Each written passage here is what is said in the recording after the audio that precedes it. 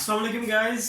सबसे पहले देख लेते हैं कि क्वेश्चन क्या है। तो एक स्टूडेंट है, उसने क्वेश्चन किया है कि स्केलर मैट्रिसेस के केस में ही हमारा जो है कम्यूटेटिव वैल्यू प्रॉपर्टी होल्ड क्यों करती है, बाकी और मैट्रिसेस में होल्ड क्यों नहीं करती। तो हमें ये पता है कि हम लोग यहाँ पे नॉर्मली हम लोग ये लिखते हैं कि A B is not equals to B. A B हमारे पास क्या है, ए बी हमारे पास कोई मैट्रिसेस है, ठीक है। सो ए बी हमारे पास ये दो मैट्रिसेस हैं और हम कहते हैं कि कम्यूटेटिव प्रॉपर्टी होल्ड नहीं करती मैट्रिसेस के केस में। सो यहां मैं लिख देता हूं कम्यूटेटिव प्रॉपर्टी।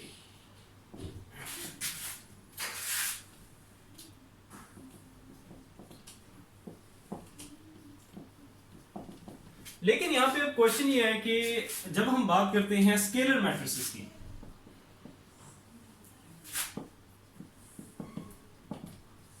जब स्केलर मैट्रिसेस की बात करें तो आपके पास सबसे पहले देखेंगे कि हमारे पास स्केलर मैट्रिक्स है क्या, और उस पे ही हमारे पास ये commutative property A B is equals to B A hold कब करती है, क्यों करती है, कैसे करती है, वो देखेंगे, ठीक है।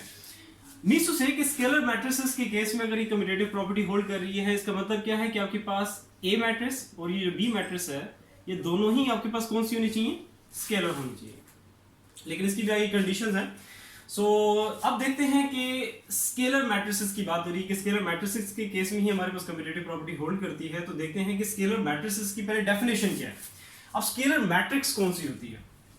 अब स्केलर मैट्रिक्स एक ऐसी मैट्रिक्स होती है कि जो कि स्केयर होनी चाहिए। सबसे पहली जो स्केलर मैट्रिक्स की डेफिनेशन में जो चीज आती है वो क्या है आपके पास कि वो मैट्रिक्स स्केलर कराएगी कि जो कि हमारे पास क्या हो, स्क्वायर मैट्रिक्स हो। अब स्क्वायर मैट्रिक्स क्या होती है कि जिसका आपके पास ऑर्डर जो है just like 2x2, 3x3, 4x4, just like that, इस तरह आपके पास। सो मींस टू से कि पहला जो ये नंबर है किसको शो, ये ऑर्डर्स मैंने लिखे हैं, ठीक है। ये कुछ ऑर्डर्स लिए हैं मैट्रिसेस के।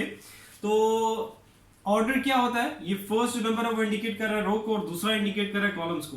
तो रो इनटू कॉलम, तो आपके पास इस तरह के ऑर्डर्स अगर हैं तो ऐसी मैट्रिक्स को हम कहते हैं वो हमारे पास कौन सी मैट्रिक्स है, स्क्वायर मैट्रिक्स है। और ये स्केलर मैट्रिक्स की पहली जो चीज है कि जो होनी चाहिए, पहला एक कंडीशन है वो क्या है कि आपकी जो स्क्वायर मैट्रिक्स है, मतलब स्केलर मैट्रिक्स जो है वो स्क्वायर होनी चाहिए। ये तो पहली चीज है और ऑर्डर्स आपके सामने ये हैं।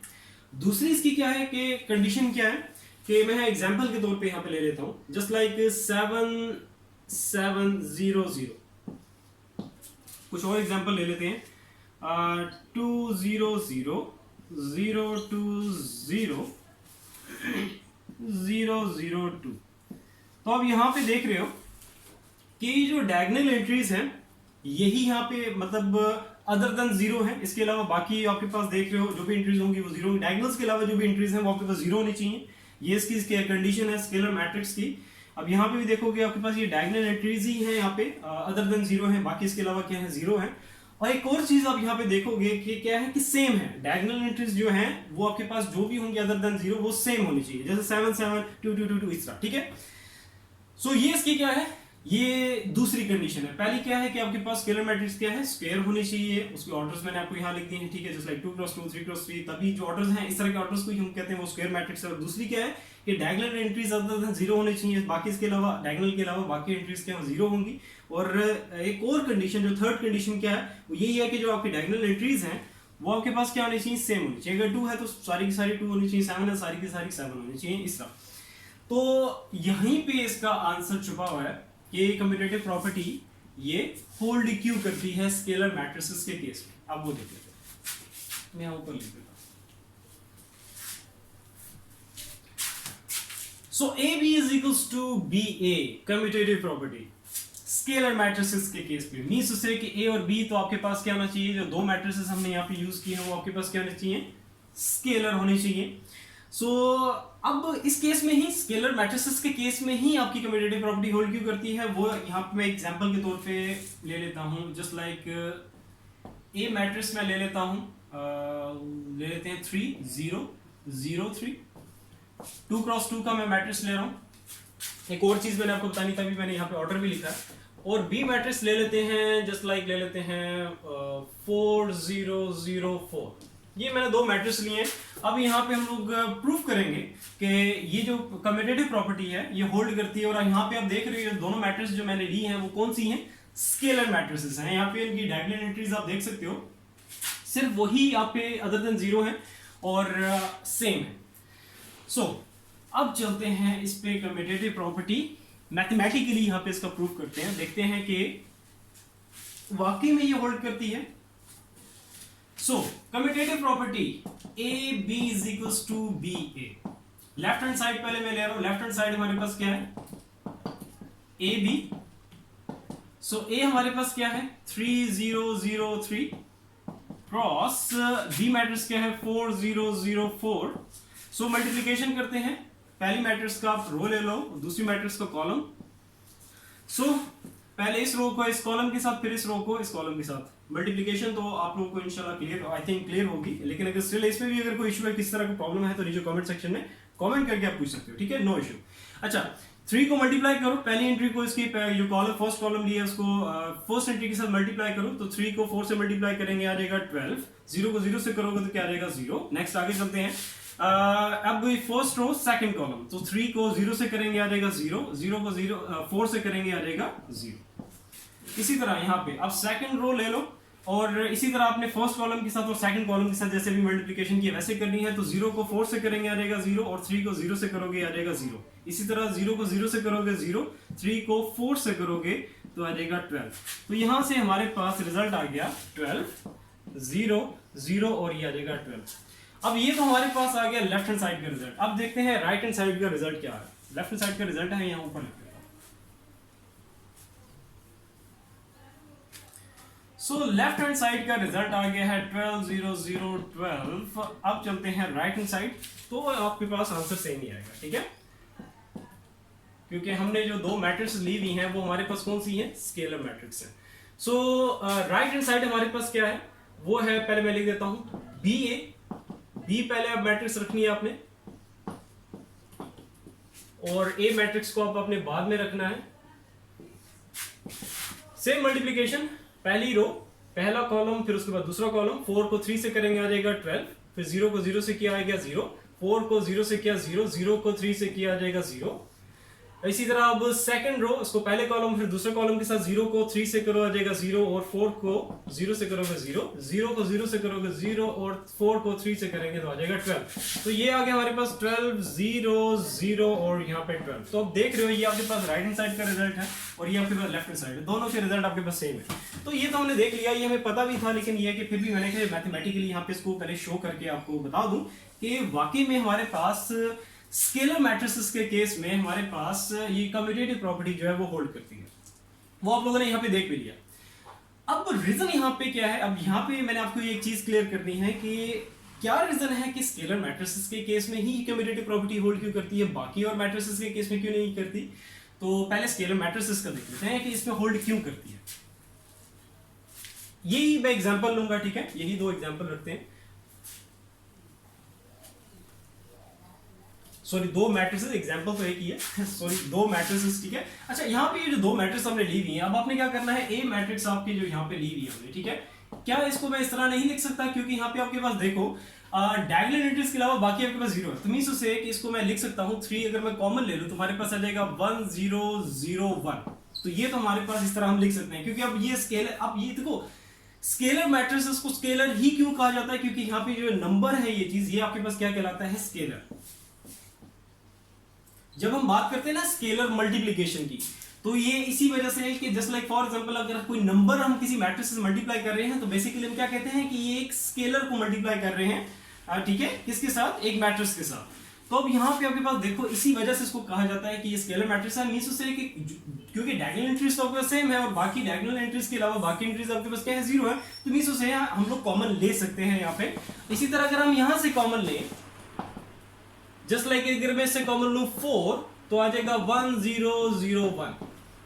अब यहाँ पे देखो यार, कॉमन लेने के बाद ये जो आपके पास मैट्रिक्स आई है, आइडेंटिटी मैट्रिक्स है, दोनों ही मैट्रिक्स आपके पास सेम है, तो मींस से अगर मैं इसको यहाँ पे लिखूं इस तरह कि ए बी की अगर हम बात करते हैं, तो जो पहली मैट्रिक्स आपके पास क्या है वो ये है, 3 1 0 0 1। अभी आपको यहाँ पे खुद ही क्लियर हो जाएगा।